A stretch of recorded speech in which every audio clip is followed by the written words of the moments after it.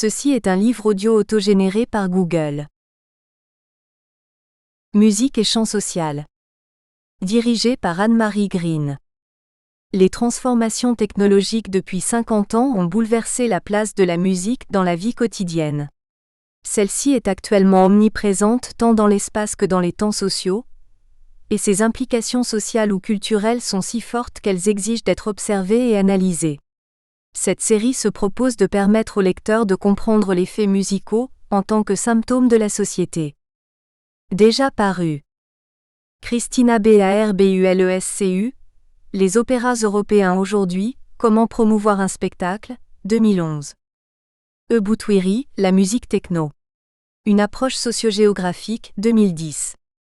Jacob Etienne, Les bals populaires des Antillais en région parisienne, 2010. Antoine Pétard, L'improvisation musicale. Enjeux et contraintes sociales, 2010. Gérard Régnier, Jazz et société sous l'occupation, 2009. Stéphanie Molinero, Les publics du rap, 2009. Alfred Willenner, Le désir d'improvisation musicale, 2008. Vincent Sermette, Les musiques soul et funk, 2008. Aude Locatelli et Frédéric Montandon, Réflexion sur la socialité de la musique, 2007. Gaston Mbembandoumba, La femme, la ville et l'argent dans la musique congolaise, 2007. Stéphane François, La musique européenne, 2006.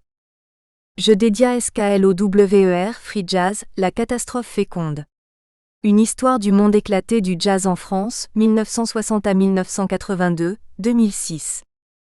Anne-Marie Green, De la musique en sociologie, 2006. Florent Bousson, Les mondes de la guitare, 2006. Anne Robineau et Marcel Fournier dire, Musique, enjeux sociaux et défis méthodologiques, 2006. Elisabeth Cestor, Les musiques particularistes, 2006. Sylvie Saint-Cyr, Vers une démocratisation de l'opéra, 2005. Sylvie Saint-Cyr, Les jeunes et l'opéra, 2005. Christophe Apprill, Sociologie des danses de couple, 2005. Thomas Karsentyricard. Dylan, L'authenticité et l'imprévu, 2005. Michael Andrieux, De la musique derrière les barreaux, 2005. Damien Tassin, Rock et production de soi, 2004. Stéphane Ampartsoumian, Effervescence techno, 2004. Michel Demuldre, Sentiment doux amer dans les musiques du monde, 2004. Aline, ma sœur. Avec toute mon affection et ma profonde admiration. À Robert Laffrat. Mon maître, pour son enseignement d'exception. Incipit. À la manière d'une entomologiste, Michel Bourris nous dépeint avec minutie et précision l'activité de musique de chambre pendant l'entre-deux-guerres à Nantes. Cette somme très documentée s'appuyant sur des sources authentiques intéressera autant les mélomanes que les musiciens, leur permettant de resituer leurs pratiques actuelles dans un continuum historique. Elle-même chambriste, Michel Bourris ne se contente pas d'énumérer des faits et ne manque pas de relever avec la distanciation qui s'impose, les points de vue exprimés alors, avec humour et sagacité. Sa conclusion en forme d'hommage à René Martin, inventeur et architecte des folles journées montre à quel point, par-delà les époques et les modes, l'essor d'un genre musical trouve son audience dès lors qu'il en acquiert la légitimité. Charles Dauvernet. Introduction. Fondé à Nantes en 1995, le Quatuor Liger vient de fêter ses 15 années d'existence. C'est actuellement le seul quatuor nantais à se produire régulièrement dans sa ville. Il nous a semblé intéressant de rechercher dans les quotidiens nantais si d'autres quatuors à cordes ou d'autres ensembles de musique de chambre ont connu une aussi grande longévité, tout particulièrement entre 1918 et 1944, période pendant laquelle Paul Ladmirault écrivit tant de pertinentes critiques dans divers journaux nantais. Si, de 1918 à 1944 le théâtre Gralin et le chœur artistique de Nantes, si en ce début du XXe siècle les spectacles lyriques occupent la première place, comme le soulignait avec justesse Théodore Lenoir lors d'un entretien en 1998, il n'en demeure pas moins que les Nantais dont certains jouent eux-mêmes d'un instrument sont aussi attirés par la musique instrumentale et notamment par la musique de chambre. Pendant de nombreuses années les concerts de musique de chambre ont comporté une partie réservée au chant, souvent la moitié du programme. Parfois même la poésie s'invite à la soirée. Est-ce parce que le chant est plébiscité par le public ? Ou bien la musique de chambre s'est-elle tenue comme une musique de qualité secondaire par rapport à l'art lyrique ? La saison de musique de chambre est-elle aussi étoffée que la saison lyrique ? Qui organise les concerts de musique de chambre ? Les artistes ? Des institutions ? De riches dilettanti ? Dans quel but ces concerts sont-ils organisés ? Entre les deux guerres, les enregistrements de disques ne sont pas monnaie courante. Le plus souvent, seuls les concerts permettent d'avoir accès aux partitions, surtout contemporaines. Mais bientôt il faudra aussi compter sur les retransmissions de la radio. Le public continuera-t-il alors à fréquenter les salles ? À Nantes, la plupart des auditions ont lieu en matinée, les artistes devant presque tous assurer un service chaque soir au théâtre. Opéra et opérette occupent la majeure partie de leur activité. Quelques solistes parisiens se produisent en soirée. Quels sont ces artistes nantais ou parisiens ? Sur quels instruments jouent-ils ? Trouver à Nantes une salle de concert convenant à la musique de chambre sera une préoccupation récurrente entre les deux guerres. Nous examinerons les qualités et les défauts de ces diverses salles. Quel public y prend place ? Ce public n'est-il préoccupé que de musique, ou mêle-t-il musique et patriotisme, voire musique et politique ? Que joue-t-on au cours de ces concerts ? Comment les artistes organisent-ils leur programme ? Puisque nous lisons la presse nantaise, une place de choix est-elle réservée aux compositeurs bretons et plus particulièrement aux compositeurs nantais ? Mais la musique bretonne ne peut suffire. Examinons aussi les œuvres jouées pendant ce quart de siècle. Toutes les périodes de l'histoire de la musique ont-elles une importance égale ? La musique contemporaine bénéficie-t-elle d'une place de choix ? Quel jugement les Nantais portent-ils sur cette musique ? Enfin, donnons la parole aux critiques musicaux. Ils sont nombreux à Nantes et reflètent souvent le goût du public. Chapitre 1er, l'organisation des concerts de musique de chambre. 1. Musique de chambre et chant. De nos jours, les organisateurs de concerts choisissent de nous faire entendre soit de la musique de chambre, soit un récital de chant, mais les deux sortes de programmes ne se mélangent généralement pas. Au début du XXe siècle, il n'en est pas ainsi. La plupart des concerts de musique de chambre mêlent musique instrumentale et musique vocale. La pianiste Anaïs Salez, le violoniste Paul Muller donnent des récitals auxquels participent les chanteurs Monsieur et Madame Villa. Ces mêmes chanteurs se produisent aux côtés du violoniste Gaston Elkus et de la pianiste Yvette Brouet. Il est d'ailleurs très curieux d'entendre plusieurs pianistes au cours d'un même concert. L'un accompagne une sonate, l'autre les mélodies. On cite alors dans le programme qui tient, le piano d'accompagnement. Les exemples sont nombreux. Nous en choisissons un au hasard. Le 17 décembre 1922, le compositeur Alfred Kuhlmann honore de sa présence l'exécution de sa sonate pour violon et piano par Gaston Elkus et Robert Casatsu. Le compositeur, lui, accompagne les mélodies qui sont l'essentiel du programme. D'ailleurs, l'intérêt du public se porte essentiellement vers les récitals de chant, l'opéra et l'opérette. La saison lyrique commence avant les concerts de musique de chambre. Ces derniers débutent rarement avant le mois d'octobre, voire de novembre. Les auditeurs apprécient-ils le mélange du chant et des instruments ? Personne ne conteste cet état de choses sauf le chroniqueur intérim qui, en février 1919, s'écrit dans Le Populaire « On éprouva un réel plaisir en parcourant le programme, pas de chanteuse pour cette séance. » Par contre, en 1921, Celtifer, après un concert de musique de chambre où seules 2 sonates et un trio ont droit de citer s'exclame « Nous demandons à Monsieur Elkus de nous faire bientôt réentendre l'exquise cantatrice qu'il fit venir l'an dernier. Un peu ce chant s'il vous plaît pour la joie de tous. » Son vœu semble exaucé. Les cantatrices reviennent. De même, en 1931 le violoncelliste André Lévy, accompagné au piano par Gisèle Couteau, s'adjoint le baryton Basile Braminov. La même Celtifer semble respirer dans sa chronique du 3 février 1924. Enfin nous avons entendu une cantatrice. Depuis plusieurs années, les instruments à cordes ont remplacé à Nantes les cordes vocales. C'est une joie d'assister à un concert où le piano, le violon, le violoncelle et la voix se trouvent réunis. Les festivals consacrés à tel ou tel compositeur comportent des œuvres vocales. Prenons-en pour exemple le festival Roussel organisé en 1930. La musique instrumentale semble supérieure au chant. En effet, le programme fait entendre des mélodies un peu trop semblables et monocordes au goût de l'Admirault. En 1936, Adele remarque que le public qui se laisse si facilement attirer par les chanteurs se montre plus rebelle aux sollicitations d'un bel ensemble d'1 heure de musique seulement. Est-ce la raison pour laquelle la musique de chambre a mis tant d'années à devenir autonome? La musique de chambre suffit-elle à attirer un public nombreux? Est-elle présente tout au long de la saison artistique? 2. La saison artistique. Elle est courte, de novembre la plupart du temps, parfois fin octobre, à mai. La saison de musique de chambre se termine souvent au mois d'avril. Les artistes partent alors jouer dans les stations balnéaires. Seule la Seconde Guerre mondiale, la poche de Saint-Nazaire empêcheront cette tradition. Le violoncelliste Robert Lafra joue alors à Nantes au mois de juillet par exemple. Dès le mois de juin, les artistes se produisent sur la côte, ce dont se plaint amèrement Celtifère en 1918. Il ne fallait pas réserver aux plages les plus mondaines le privilège de soirées d'art. Ces soirées ici se font rares. La côte n'est pas la seule à bénéficier de ces concerts. Elcus, l'été, joue dans les stations thermales du Sud-Ouest.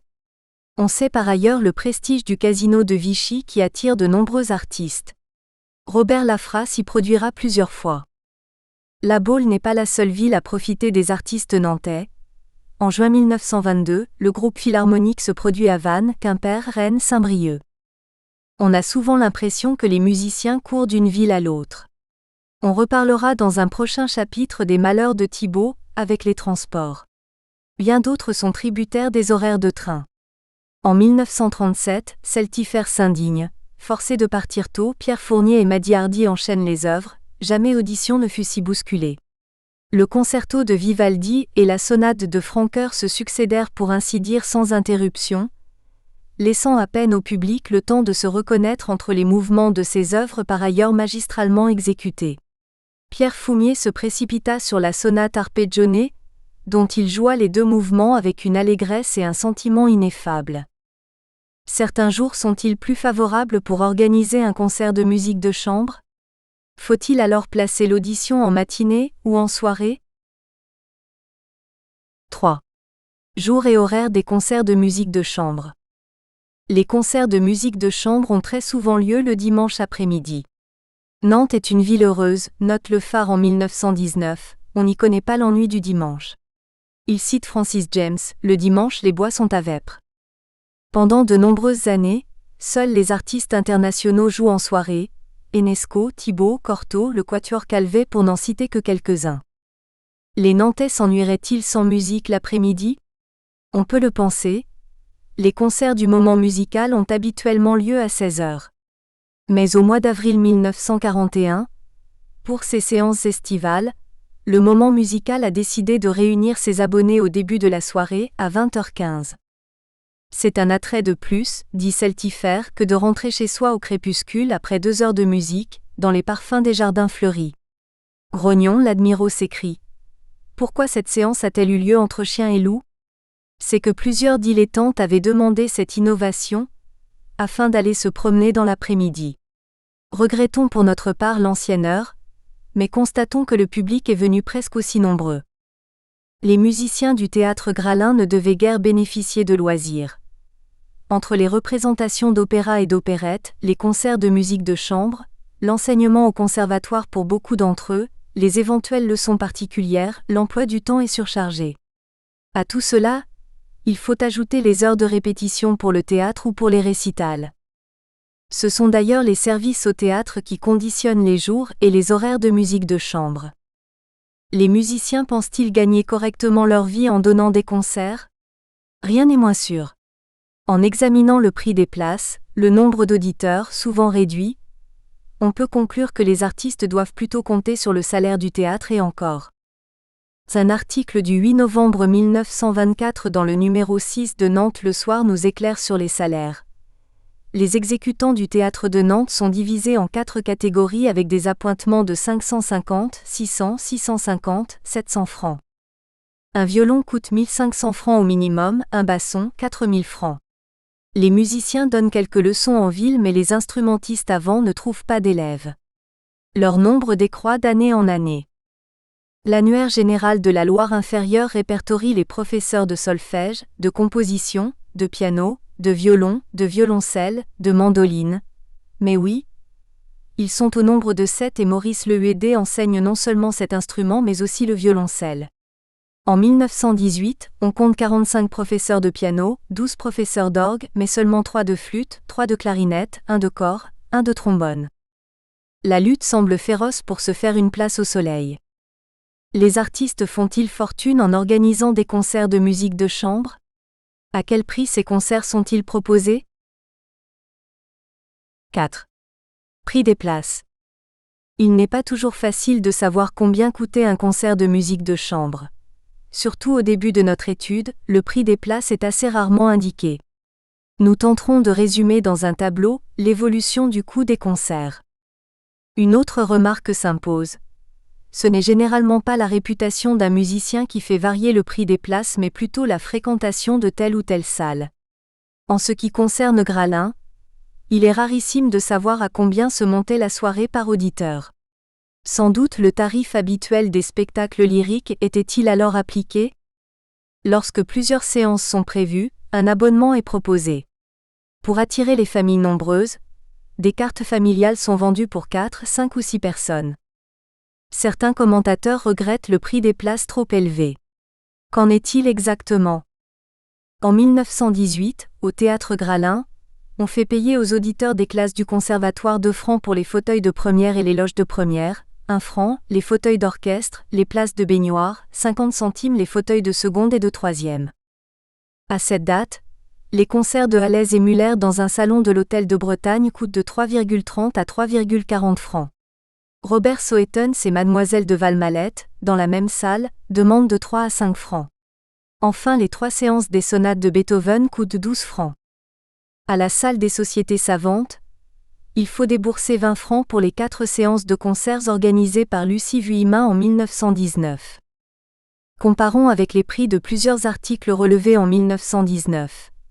Le demi-kilo de bœuf coûte de 2,50 à 4,25 francs, le poulet 5,75 francs le kilo, la livre de beurre 6,75 francs, une paire de chaussures 38 francs, un complet de 170 à 175 francs. Le tramway est à 0,15 francs la section. En 1921, le numéro du phare de la Loire coûte 15 centimes, un déjeuner à la Cigale 10 francs, un dîner 20 compris 12 francs. En 1925, le prix des places à Gralin s'échelonne de 1,30 francs à 10,80 francs au Théâtre Apollo que dirige Fernand Jean de 3,50 francs à 11 francs. Cette salle est appréciée car on peut y fumer, et il y a un promenoir. L'année suivante, les places d'opérette s'échelonnent de 1,30 à 10,55 francs, celles d'opéra comique de 1,50 à 13 francs. Les places de concert seraient-elles vraiment trop coûteuses?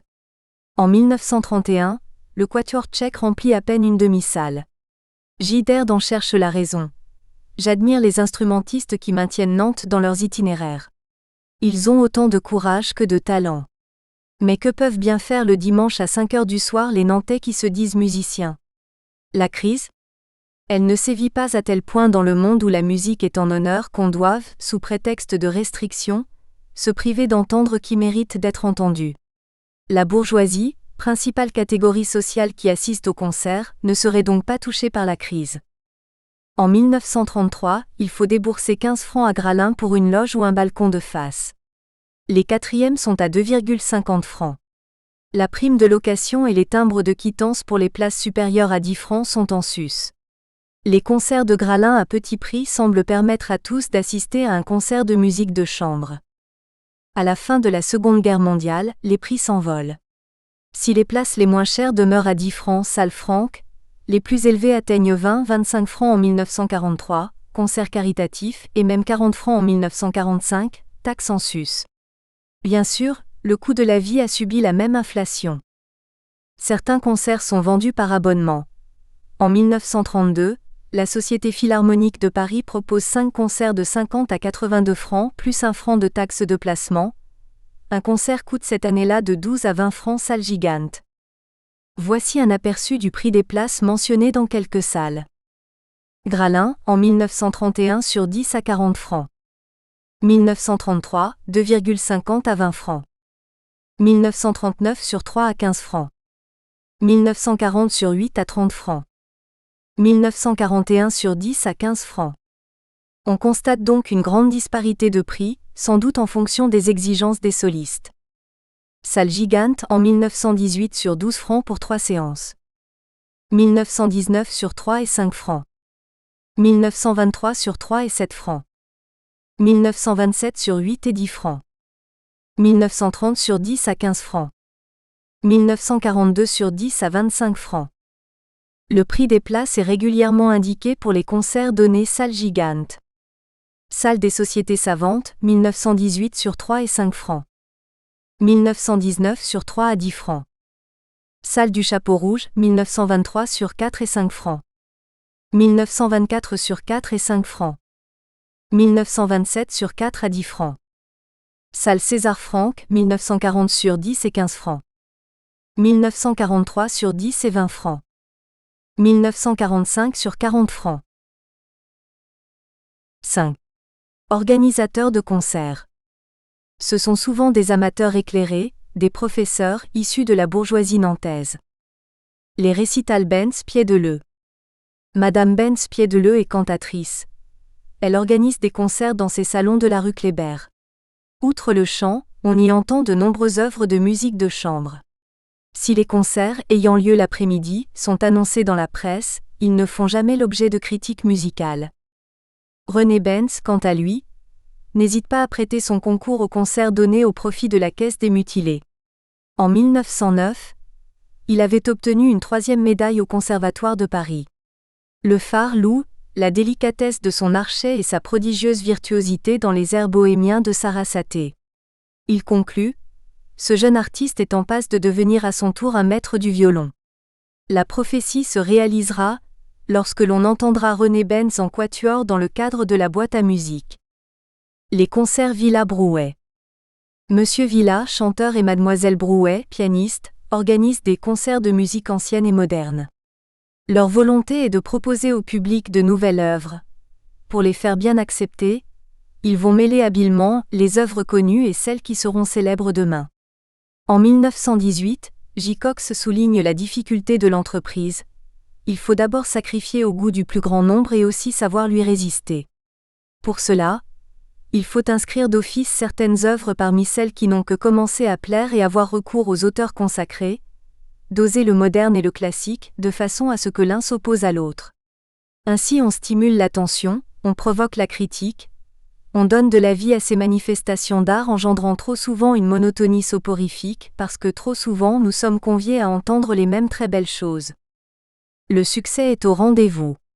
L'Admirault remarque l'affluence considérable qui se presse à ces concerts qui ont le double attrait de l'inédit et de la perfection.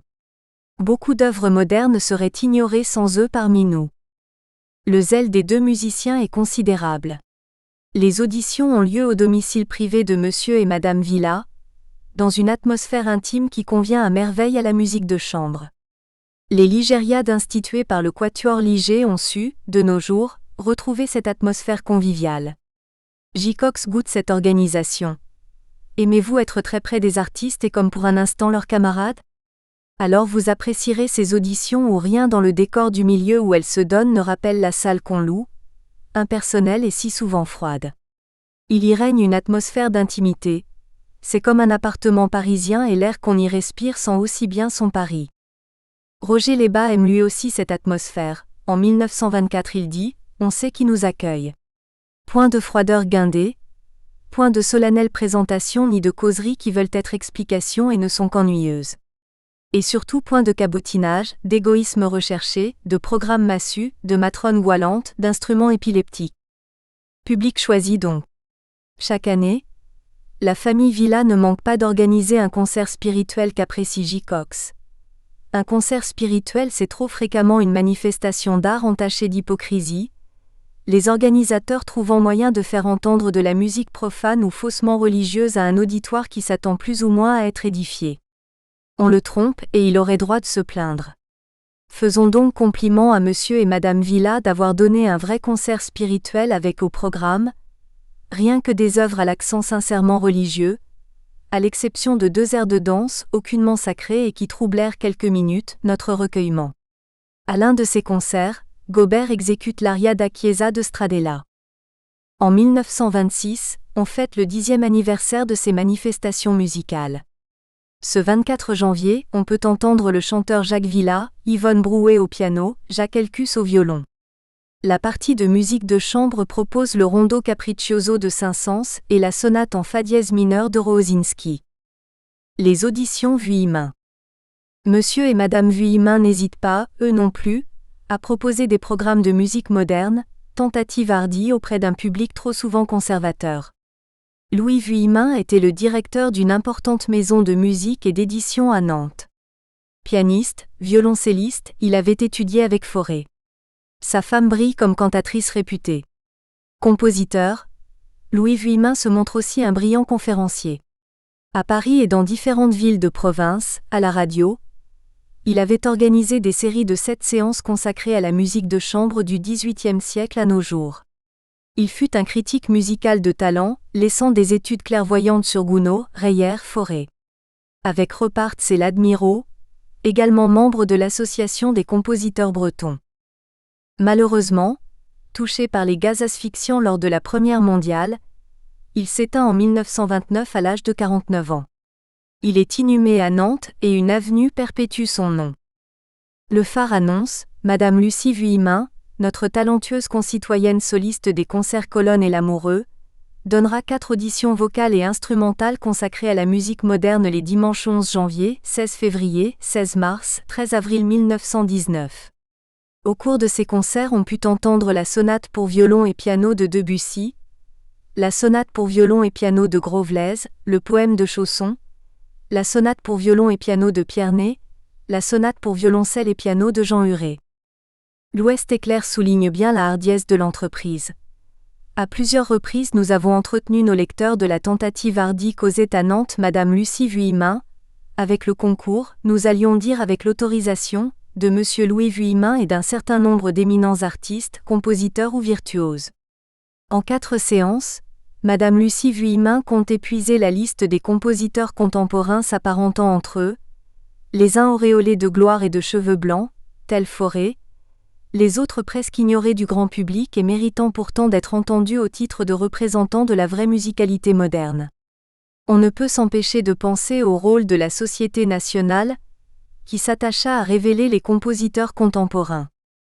Les concerts ont lieu salle des Sociétés savantes. La Société Mozart. Son activité ne se limite pas à Nantes. Son président, M. Ligné, se fixe pour but de faire entendre dans différentes villes de la musique à bon compte.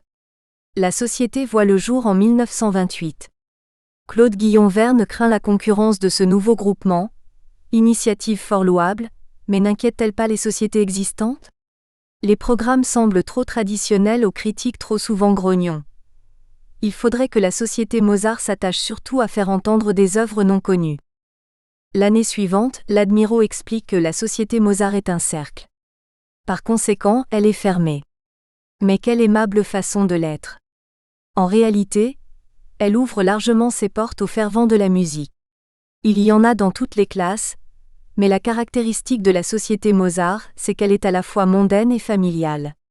Elle est née de ces temps difficiles où les plaisirs sont onéreux. En 1931, l'Admirault s'extasie sur les familles nombreuses. Les cartes collectives distribuées par la Société Mozart montrent que les familles nombreuses, Dieu merci, ne sont pas rares en France comme on le craignait à tort jusqu'ici. Ces cartes collectives permettent aux dilettantes d'y amener toute leur parenté naturelle ou adoptive, ce qui explique l'affluence constante à ces concerts. Voilà donc une possibilité d'écouter de la musique à des tarifs accessibles. Le miracle, c'est qu'ici le plaisir est de choix et son coût extrêmement réduit, cadrant avec les plus modestes possibilités budgétaires.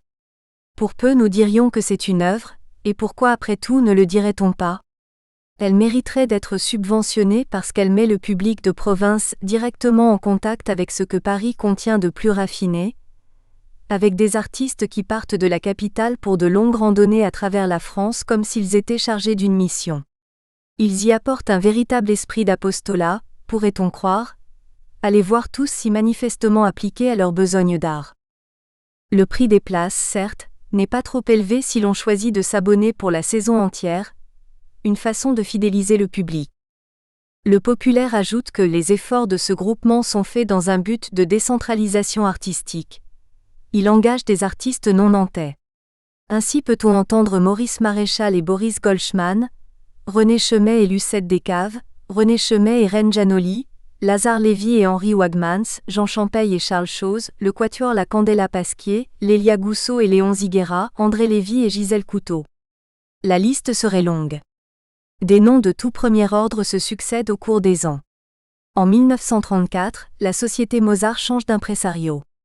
Le nouvel impresario est le bureau des grands concerts Keith Gunn, intermédiaire de tous les grands virtuoses. D'ailleurs, la Société Mozart organise aussi des concerts en dehors de Nantes, à Saint-Nazaire par exemple, en février 1921. Le public était-il vraiment nombreux ? En 1936, une curieuse notice du 14 octobre, dans le Phare encourage les membres de la Société Mozart à recruter de nouveaux adhérents. On peut lire que l'encaisseur se présentera chez ses abonnés cette semaine. Comme par le passé, ils lui réserveront bon accueil. On imagine mal démarcher plusieurs centaines d'abonnés. Pour cette nouvelle saison, une carte familiale pour 4 personnes est proposée pour un abonnement à 4 concerts au prix de 60 francs. La carte individuelle, toujours pour 4 concerts, coûte 25 francs. Au cours d'une séance de la Société Mozart, le président M. Ligné annonce un concert organisé par le groupe de la musique intime. Ce groupe a pour objectif de nous révéler les œuvres peu connues, ignorées ou méconnues des grands maîtres. L'idée du groupe musique intime est ingénieuse et excellente. Combien de classiques, de romantiques et contemporains ne sont connus du public que par un petit nombre de pages, toujours les mêmes, dispensées parcimonieusement dans les programmes. De Beethoven, 2 ou 3 sonates. De Schumann, le sempiternel noyer.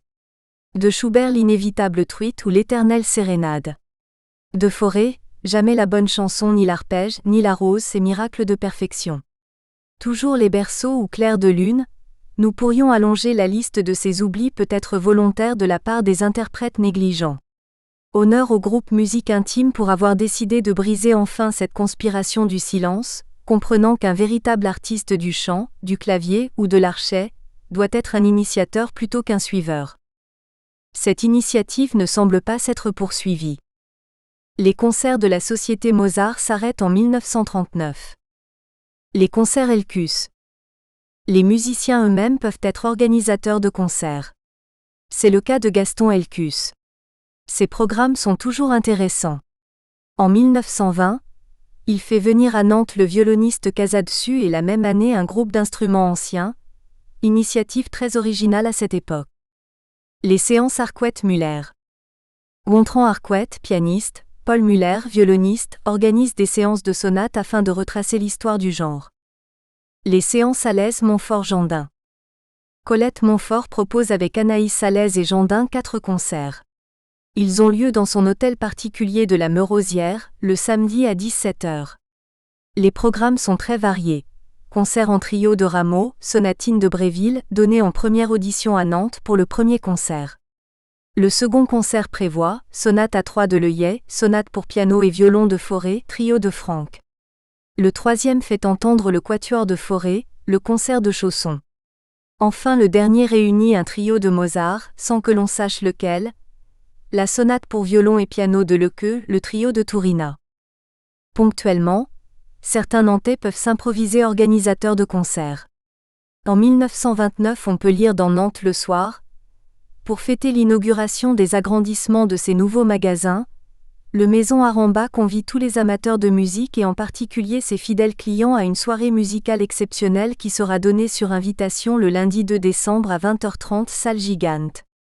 On entendit Madame Monjovet, cantatrice, et le violoniste Francescati accompagné au piano par Arcuette. La nouvelle activité de la Société Philharmonique de Paris est annoncée par le Populaire en 1932. Dans un but de décentralisation et de propagande artistique, et afin de grouper les efforts jusqu'alors isolés des artistes dans les principales villes de France, la Société Philharmonique de Paris a pris l'initiative d'organiser cette saison 5 concerts qui auront lieu à Nantes.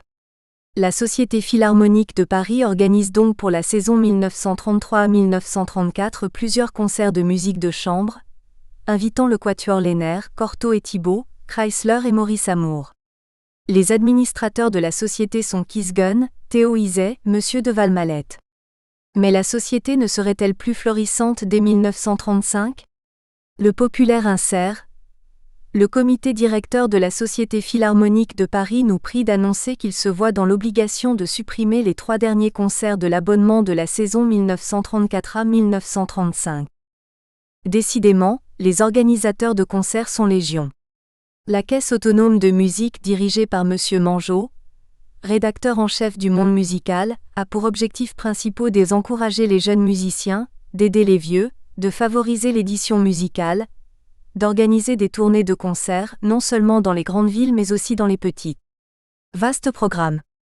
En 1938, la société permet aux Nantais d'entendre 2 jeunes artistes. Nadine Détouche, pianiste possédant une splendide sonorité au dire de l'Admirault, au jeu d'une parfaite clarté, fin, léger, souple, élégant, renchériade. Elle s'exprime sans commettre de faute de goût, avec une spontanéité témoignant de la délicatesse de sa nature.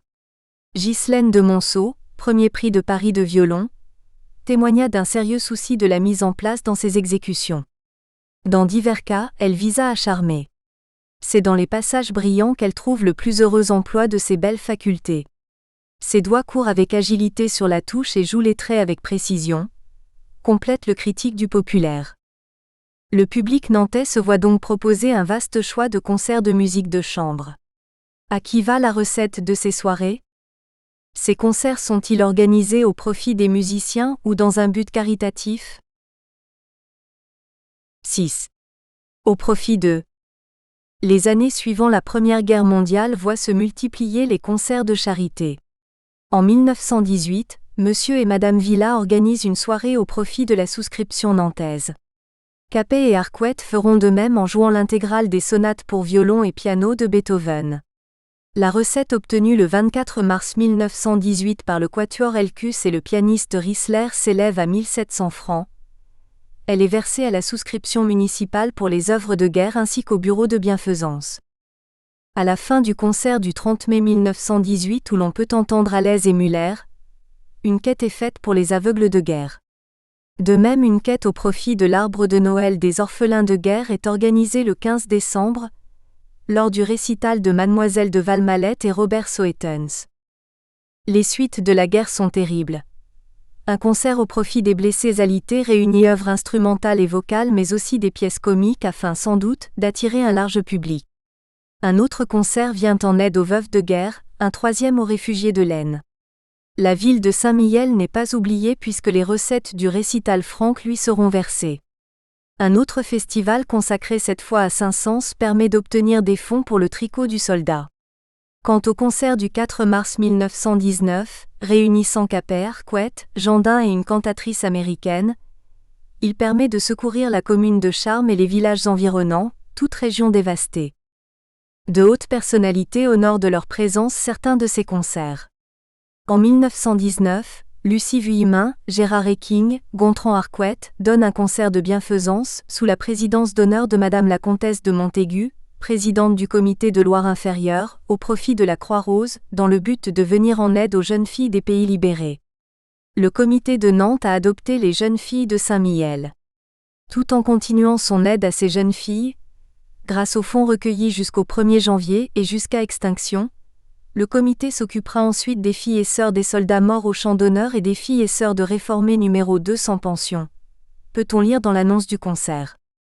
Les occasions d'aider divers organismes sont légion.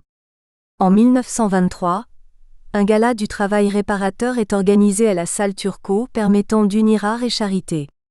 Le gala du travail réparateur met en avant le souci de la morale en empêchant de pauvres femmes de suivre les pernicieux conseils de la paresse ou de la misère et en leur procurant par le travail de quoi vivre sainement, peut-on lire dans le Phare en juin 1926. En 1923, le violoncelliste Louis Ruissen, Nicole Delorme, harpiste parisienne, Anaïs Alès, Bernard Moignot interprètent Schumann, Sarasate, Saint-Saëns, Rameau, Boccherini. Dans son compte-rendu, Celtifère constate le talent et le charme de Ruissen, le jeu sans cabotinisme de Moignot, la harpe mal accordée dont Nicole Delorme tire un excellent parti.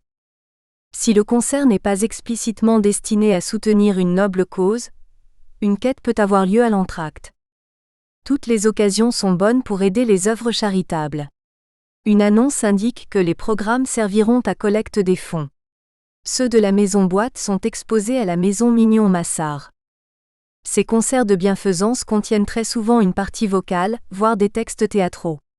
En 1927, un concert de gala est donné au profit de la Croix-Rouge française. À côté d'extraits de pièces de théâtre, on trouve une importante partie de musique de chambre. Trio de C.P. Simon, sonate pour violoncelle et piano de Debussy, sonate en la mineur pour violon et piano de Schumann. Gérard Ecking, Madame Simon, François Lang, Bernard Moignot unissent leur talent à celui de la contralto Madame Richardson. Heureusement, la guerre n'est pas la seule occasion de faire des bonnes actions. En 1928, Lucette Descaves et René Chemet jouent en faveur des familles dont les enfants sont privés de concerts. En 1929, l'Association nantaise pour le développement des œuvres sociales convie ses amis à un concert de musique moderne où l'on peut entendre les quatuors de Debussy et Ravel et Dominical de l'Admirault, une suite pour quatuor vocal et piano. En 1932, un concert à deux pianos avec Arcueil et Jean Marx est donné au profit des enfants des chômeurs. Paul l'Admirault commente en quelques lignes les deux auditions données par Mademoiselle Éoge Duval, Mesdemoiselles Levacon, Marais, violoniste, Choute et Perron, violoncelliste, toutes lauréates du Conservatoire de Nantes, au profit de l'association Sainte-Hélène, société à la fois artistique et charitable. Au programme, la Sicilienne de Fauré, le chant hindou de Rimsky-Korsakov, les chants russes de Lalo. En 1940, le moment musical joue au profit du Secours national. Placé sous le patronage de Madame la Préfète, le succès du concert profite largement à l'œuvre charitable. Nous avons donc constaté que dès la fin de la Première Guerre mondiale, de nombreux concerts sont organisés au profit d'œuvres charitables. Le public répond favorablement à cette sollicitation. La générosité des artistes ne semble pas connaître de limite.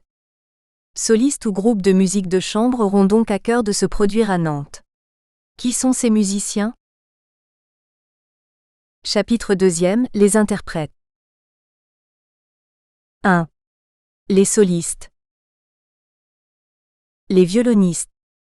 Paul Muller, Constantine, 3 février 1987 Nantes, 12 mai 1954. Professeur au conservatoire, son talent est unanimement reconnu.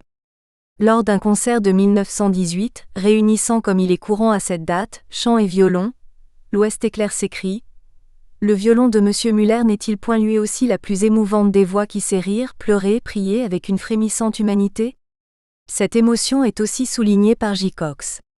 Entendant la sonate pour violon et piano de Schumann, il écrit « En voilà un qui ne manquera jamais de chaleur et de vie. Il a joué avec une extraordinaire dépense d'énergie nerveuse. » Madame Criqui, qui fut elle aussi professeure de violon au Conservatoire de Nantes, se souvient du jeu Tzigane de Muller. L'expressivité du jeu du violoniste serait-elle excessive ?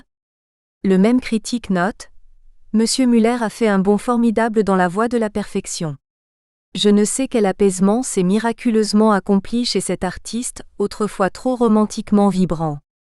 Son jeu s'est assagi et une tristesse stylisée, grave, recueillie, a remplacé cette sensibilité qui s'épanchait sans assez avoir la pudeur d'elle-même. Il anoblit tout maintenant, et le maniérisme efféminé de la romance en si bémol majeur de Fauré devient quelque chose de très tendre mais dans une note virile. En 1920, le violoniste donne l'impression d'être en progrès, selon les termes de J. Cox. Tout le monde avait remarqué la saison passée, ce miracle d'un jeu d'une noblesse triste succédant à un emportement un tantinet titanesque. Voilà maintenant Monsieur Muller trouvant un juste équilibre entre la froideur classique et la passion romantique. Lors de l'intégrale des sonates pour violon et piano de Beethoven, Mockers se fait lyrique tant pour le violoniste, Muller, que pour les œuvres. Pure joie d'art, impressionnante évocation du génie, transcendante affirmation du talent, telle est cette manifestation à laquelle ont été conviés les délicats, les érudits, les gens de goût, en un mot l'auditoire averti qui fréquente la salle du Chapeau rouge. Muller semble à l'aise dans tous les styles. En 1923, Il joue avec Arcuette, un programme de sonates anciennes. François Mockers admire l'art avec lequel Muller a assoupli les sonorités et serti les arabesques mignardes. Le tocco leggero a triomphé superbement. Muller a donné un joli relief au violon. Son style est précis, sans mièvrerie, sans emphase. Il a un son plein, large, l'archet bien dans la main et à la corde. Muller serait-il sans défaut? Le même critique l'apprécie moins dans les sonates en la mineur et ré mineur de Schumann. S'excusant de son franc-parler, François Mockers critique l'interprétation de ses œuvres romantiques. J'espère qu'Arcuette et Muller ne me feront pas grief de parler franc. Les artistes de leur valeur n'ont rien à redouter de la critique impartiale. À mon sens, l'interprétation des deux sonates ne porta pas autant qu'ils le souhaitaient, parce que les mouvements manquèrent un peu d'aplomb. Le bénéfice d'une mise au point serrée leur fit un peu défaut. Les deux instrumentistes avaient l'air parfois de se faire de petites niches, au détriment d'une vigoureuse expression. En 1934, lors d'une audition de ses élèves, Muller joue accompagné par Anaïs Salez. Arcuette est alors critique à l'Écho de la Loire. Il admire sans réserve son ancien partenaire. Dans le second mouvement de la première sonate de Schumann, Muller adopte de judicieux doigtés qui donnent toute sa valeur à la beauté du thème. Autorité, maîtrise, style excellent, aisé, sans aucun maniérisme, caractérisent le jeu de Muller. Après cette date, Muller abandonne les récitals de sonates. En 1936, il fait partie d'un nouvel ensemble de musique de chambre, le Quintet Debussy. Muller sait mettre en valeur les œuvres de ses concitoyens.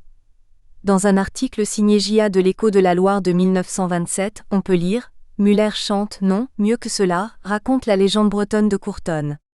On se croit petit enfant pelotonné au creux du giron maternel. Feu de bois, une bûche chante en bavant sa sève fumante, le feu rougeois, c'est cela et c'est exquis. » Muller avait certainement un grand rayonnement. En 1931, la Galerie d'Art de Cré présente une série de 24 portraits du violoniste. Ces portraits, dont le phare reproduit l'un d'eux, sont dus à un peintre de talent qui, d'origine belge, vint s'installer à Mortagne-sur-Sèvre, Auguste de Roux. Le peintre rencontra le violoniste pendant les vacances, et séduit par la mobilité de son visage et de ses attitudes, ajouta à la série de portraits un 25e dessin qui devait servir à une affiche pour un concert. Un catalogue de l'exposition fut édité, et il serait intéressant de le retrouver. Muller forma de nombreux violonistes de talent. Colette Montfort, 1895 à 1982. Sous le titre Marthe Montfort égérie du Touring Club, Stéphane Pajot, dans son ouvrage Personnages pittoresques de Nantes et de Loire-Atlantique, écrit « Marthe Montfort était un grand professeur de violon nantais. Cette femme au large chapeau et long collier de perles fut, dans les années 1960, une personnalité nantaise très en vue. Elle travaillait notamment à l'Automobile Club de l'Ouest. Une de ses nièces se souvient d'un personnage très excentrique, qui ne laissait personne indifférent sur son passage. Elle prenait des cours de violon à Paris avec Thibaut et Elkus. Elle jouait en trio salle gigante avec Gendin. Un amusant dessin accompagne le texte. Un membre de la famille de la violoniste nous apprend que l'artiste, n'aimant pas son véritable prénom, Marthe, se faisait appeler Colette. Ad. Elle l'applaudit en 1930, avec quelques réserves prudemment exprimées. Elle a de bonnes qualités. Le son est joli, un peu féminin, souple, moelleux. Le mécanisme assez développé et les traits paraissent se faire aisément et avec assez de pureté. Mais le concert aurait-il été préparé trop hâtivement? Mademoiselle Montfort est une probe exécutante dont l'ensemble a paru souffrir dans ses interprétations, d'une insuffisante mise au point. Il y a lieu de lui reprocher parfois de la justesse et un manque de puissance évident, en dépit des efforts de la pianiste pour adoucir son jeu. Un nouveau concert l'année suivante provoque des critiques plus sévères. La violoniste ne semble guère avoir de personnalité et elle joue faux. On constate que Mademoiselle Montfort provoque l'impression que ce qu'elle exécute lui est indifférent. On serait tenté de penser que son cerveau photographie des interprétations entendues par le truchement du phono, et qu'elle les restitue comme mécaniquement, en même temps que les doigts de la main gauche ne se posent pas toujours aux seuls endroits requis pour que la note soit juste. Ceci dit, il est évident qu'au cas où la sensibilité de Mademoiselle Montfort s'éveillerait quelques jours, elle pourrait alors prétendre à prendre rang parmi les solistes de classe. Colette Montfort ne semble guère à l'aise en concert. Adèle nous révèle que le trac est une cause essentielle des faiblesses qu'on peut parfois relever dans ses exécutions. En trio, dans son propre salon, elle est dans de bonnes dispositions, ce qui permet de conserver de son talent une opinion plus avantageuse. L'Écho de la Loire sous la plume d'intérim dit la même chose avec moins de sévérité. Ses moyens techniques sont très beaux et solides. Sa sensibilité n'est peut-être pas égale à sa virtuosité, mais ses réelles qualités lui permettent d'espérer un avenir plein de promesses. La violoniste aurait-elle fait des progrès ? En 1931, Jean Derde trouve que Colette Montfort joue fort bien du violon. Elle peut se tromper dans l'interprétation, mais elle a une jolie technique et du charme. Gaston Elcus, 1884 à 1974. Le célèbre violoniste commença ses études en Hollande avec Joseph Kramer. Sur les conseils de son maître, il entre au Conservatoire de Paris où il eut pour professeur Alfred Brun-Marsic, Nadeau. Il obtint un premier prix en 1904 et fut nommé premier violon solo au Théâtre de l'Opéra-Comique. Soliste chez Colonne, Lamoureux, Padeloup, il est membre de la commission des examens du Conservatoire. Ce fut un remarquable concertiste qui joua sous la direction de Massenet, Saint-Saëns, Fauré, d'Indy, Pierney, Paret, Gaubert. Elcus domine longtemps la scène nantaise. Certains ne peuvent s'empêcher de comparer son jeu et celui de Muller. En 1918, Cox commente ainsi le jeu d'Elcus dans le concert de Chausson. M. Elcus et M. Arquette occupèrent le premier plan. Quant à M. Elcus, nous nous permettons de le louer de s'être départi de son trop grand calme habituel qui n'est au reste qu'apparence. Son jeu y a gagné en puissance. Jamais le violoniste n'eut autant de son, ni autant d'élan jusqu'à sabrer la corde à la Muller. En effet, excellent technicien, il a la réputation d'être un violoniste au jeu assez froid. Il se montre impeccable dans la sonate de Schumann mais pas assez romantique. Peut-être, certainement dépassé en expression par le pianiste Riesler qui l'accompagne. Les deux musiciens semblaient chanter dans une tonalité différente, chacun d'eux dans son style et d'après sa compréhension. L'unité d'interprétation s'en trouva par suite rompue, note J. Cox. Elcus est-il plus à l'aise dans Debussy ? J. Cox n'en est pas persuadé en écoutant la sonate pour violon et piano. Monsieur Elcus est en vérité peu à son aise avec Debussy qui n'a jamais écrit fameusement pour le violon. Et puis, dans Minstrel transcrit par Debussy lui-même pour le violon, J. Cox trouve que le violoniste sur son violon joue de l'orgue, de la mandoline et du banjo. Un peu trop de banjo même dans toutes ces pièces de Debussy visant au pittoresque. C'est très bien lorsqu'il s'agit d'imiter les minstrels, mais c'est moins bien pour imiter la pluie qui tombe dans Jardin sous la pluie. On peut se demander pourquoi la critique se montre aussi acerbe. Est-ce parce que le violoniste se révèle dans la vie quotidienne assez cassant ? Lorsqu'il interprète la sonate en si bémol de Mozart, Louis Rouch lui reproche d'ailleurs une certaine raideur. Sans doute est-ce pour cette raison qu'il semble se retenir dans Cosaques d'Alexandre Georges, pièce qui lui est pourtant dédiée. Ne demandons pas à M. Elcus d'être, ne serait-ce qu'un peu, tzigane, écrit J. Cox. Il y perdrait sa place au conservatoire et ce serait dommage. François Mockers se montre moins partial. Son violon chante et enchante, il s'exprime toujours en nuances délicates et son archet qui est de grande école atteint à la plus haute virtuosité. Il est souvent accompagné par Madame Elcus qui se montre élégante et précise. Hélas, Gaston Elcus perdra sa fidèle compagne en 1925. Après un séjour aux États-Unis, il revient au conservatoire. En 1965, il assurait encore la direction de la classe d'orchestre en tant que chef invité. Passionné par son art, Elcus eut à Nantes une très importante activité de soliste et de chambriste. Il fut le professeur de son propre fils. Jacques Elcus, 1907. Fils de Gaston Elcus, il se fait entendre tout jeune, il a 17 ans à Nantes en 1924. L'Amérique nous ayant volé notre virtuose, Elcus a daigné nous laisser son fils, Jacques, dont nous avons à cette audition apprécié les qualités de merveilleuse sonorité, la justesse impeccable, le talent naissant d'une artiste épris de son art. Monsieur Jacques Elcus sera, nous le lui prédisons, un grand violoniste. Physiquement, c'est le portrait de son père, les cheveux en plus. Il est déjà maître de son instrument qu'il fait chanter et vibrer remarquablement. L'Admirault note déjà son très grand talent, sa superbe sonorité, sa justesse impeccable, son habileté remarquable, sa séduisante musicalité. Après son premier prix de Paris, il revient sur la scène nantaise en 1926. Le populaire évoque une sonorité fort belle, puissante, large, généreuse, délicate à l'extrême, une technique d'archer parfaite, un beau tempérament vibrant et passionné, un style de grande école. Nous n'avons pu trouver la date du décès de ce violoniste. Il obtint en 1919 le premier prix de violon au Conservatoire de Nantes dans la classe de son père, avant d'entrer au Conservatoire de Paris. Paul Cole, 1875 à 1951. Fils du célèbre luthier qui porte le même prénom, présenté comme le meilleur élève de Capet, il se fait entendre à Nantes en 1925. Le populaire note ses qualités des autorités, chaleur, tempérament, la pureté du son, la beauté du style, la justesse du sentiment, la variété d'interprétation sans heurts ni secousses, sans recherche d'effets, la technique parfaite.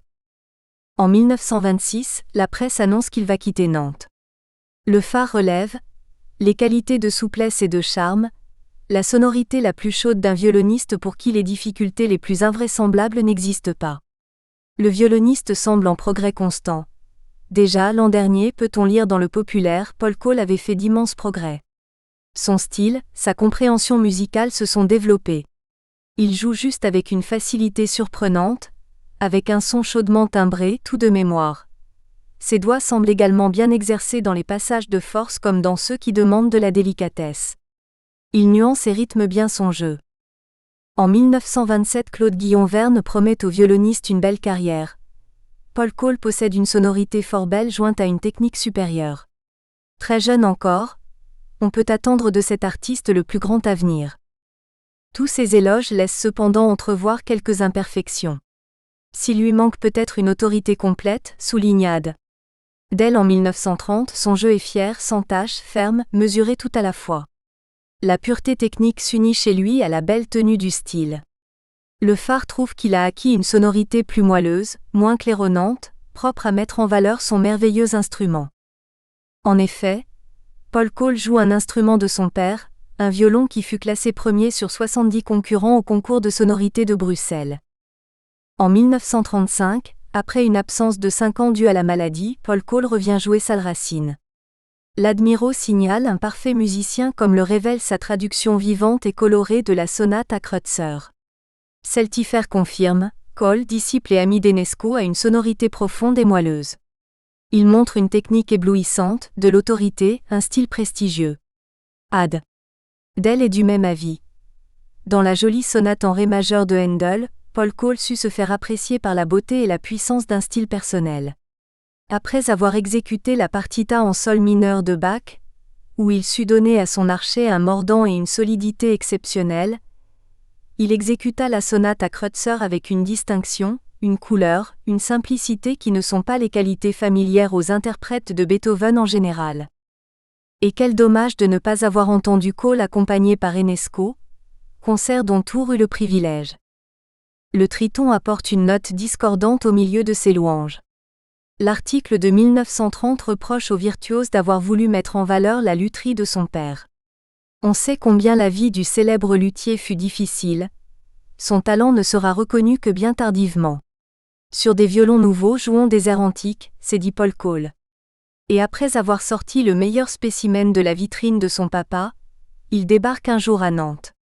Si Cole a invité la critique à son concert avec l'arrière-pensée de faire un peu de publicité aux instruments de son père, il s'est trompé. N'étant pas agent de publicité, nous ne parlerons que de son programme, hélas.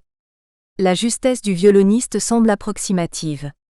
Il y a quelques jours, un confrère parisien écrivait « Il y eut un moment où le violon et le piano n'étaient pas d'accord sur la justesse.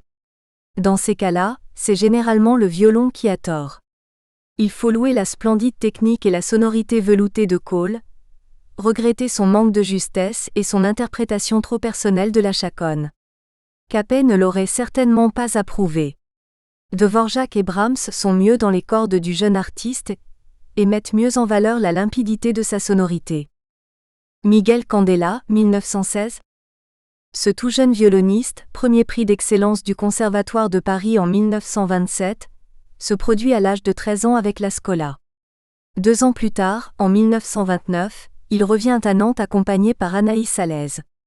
S'il a beaucoup grandi, il ne porte plus le costume marin mais le smoking, on retrouve ses qualités, une technique d'archer encore perfectionnée, une interprétation toujours pleine d'audace, de charme et une assurance, une maîtrise vraiment déconcertante. On ne peut trouver technique plus accomplie, et de toutes les éminentes qualités de virtuose se détachent la pureté et la clarté des phrases, la puissance et la merveilleuse égalité de sonorité, constate Adèle. L'admiro s'émerveille. Sa technique de violon est étourdissante. Toutes les difficultés lui sont familières.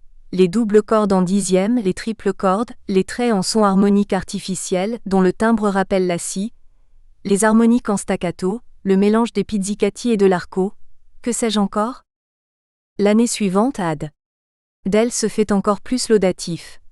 Rompu à toutes les ficelles du métier, Miguel Candela revient après une tournée en Amérique, en revenant par la Suisse, Rennes.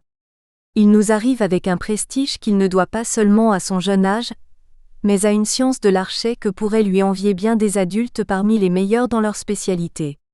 Certes, tout n'est pas encore égal au point de vue de l'interprétation, mais quel indice plus sûr pour son avenir que de l'entendre jouer avec une telle largeur de style et une telle pureté de son?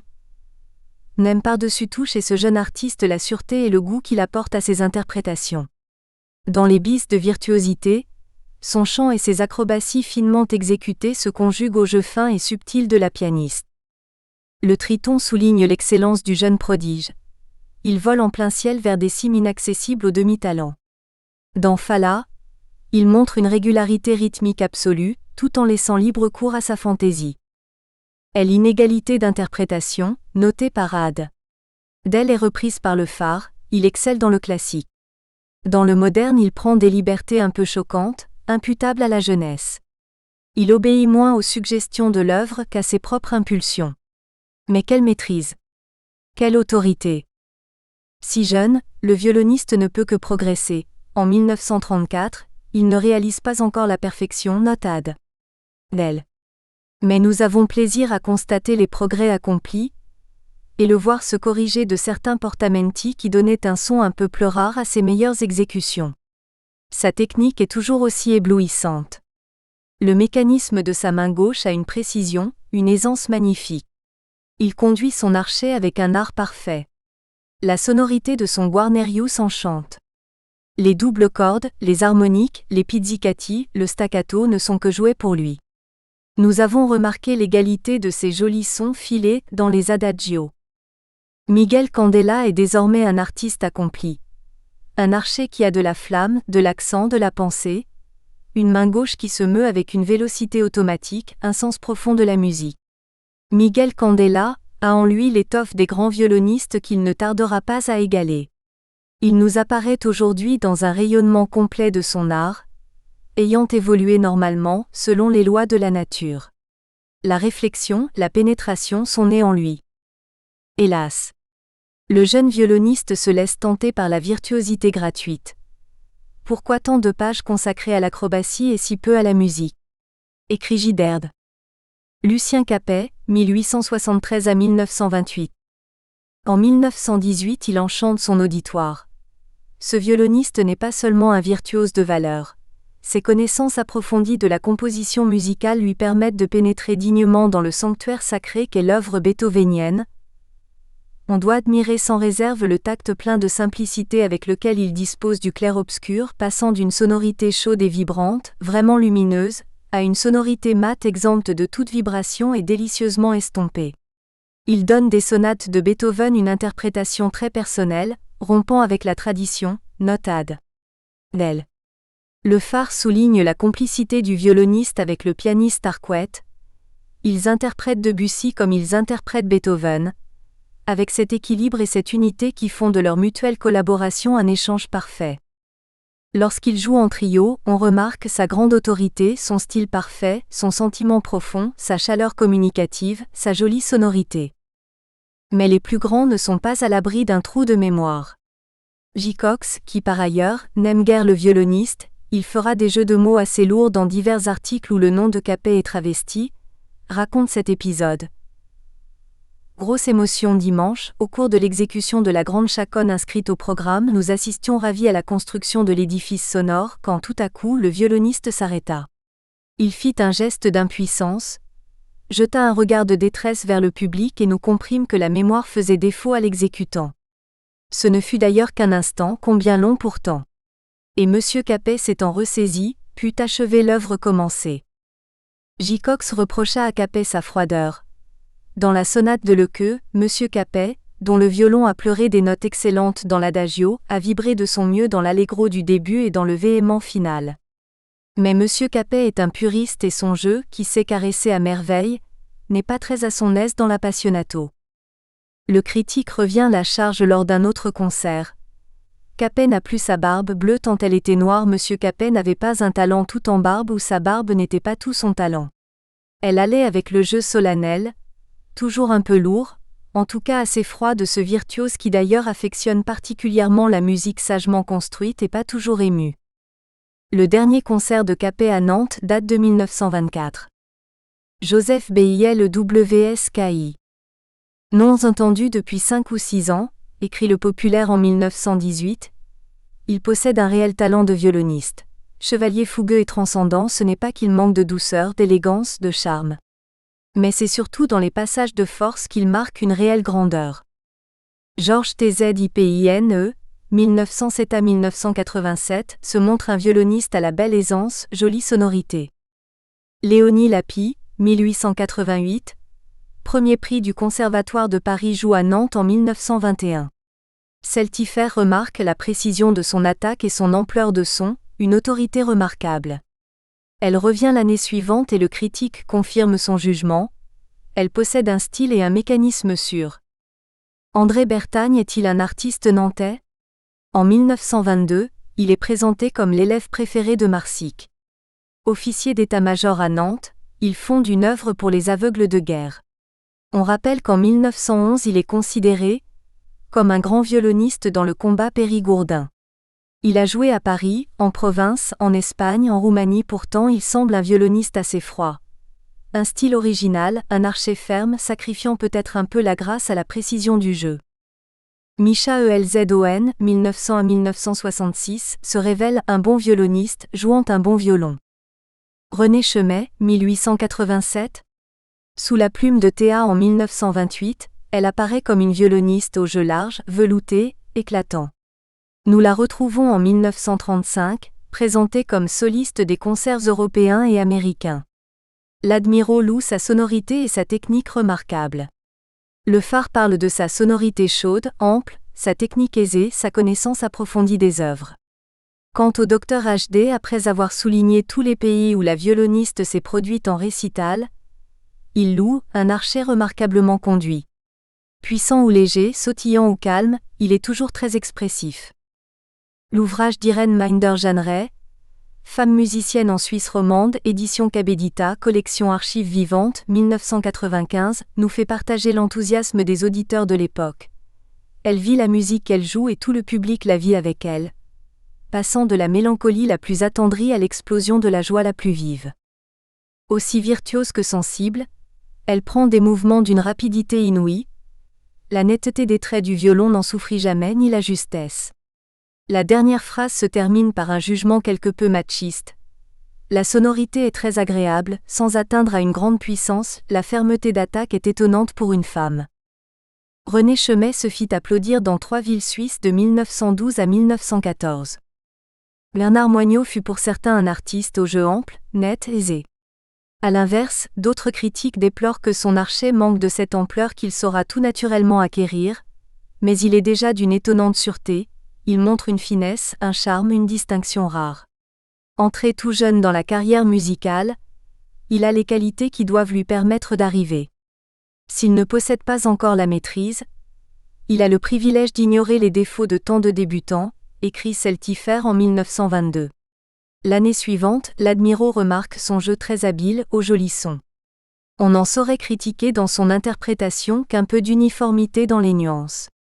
Plus sévère en 1927, le critique déplore son peu de son, mais loue le grand charme, la grande virtuosité, la légèreté aérienne dans les traits, une technique éblouissante.